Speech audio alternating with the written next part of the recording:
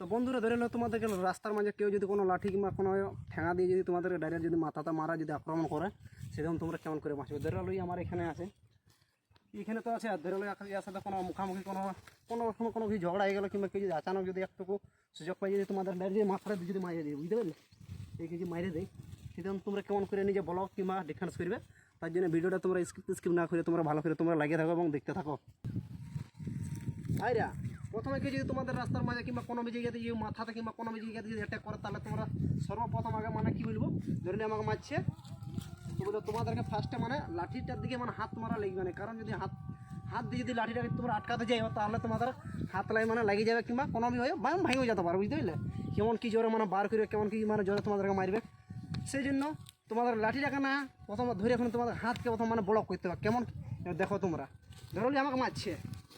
বুঝতে পারলে, যখনই তোমাদেরকে মারবে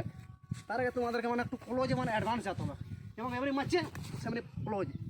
আর ধরতে হবে কুয়াকে একদম মানে এই জায়গাটাতে মানে একদম মানে মানে ক্লোজ যেতে হবে, একদম ক্লোজ যাওয়ার পর মানে এরকম ধরতে হবে। তো এই জিনিসটাটুকু মানে একদম ফাস্ট করে দেখাচ্ছি,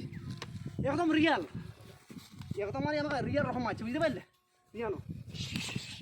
গেল। আর এইটা মানে যেটা আছে জয়েন্টটা দিয়ে তুমি শক্ত করে ব্যান করে দিবে, আর পাড় যেটা আছে পাড় দিয়ে তুমি করে গিরার পর হাতটা তুমি এইটা আবার লুটে নিলে, তোমার যেখানে খুশি সেখানে তুমি মারতে পারো, বুঝতে পারলে।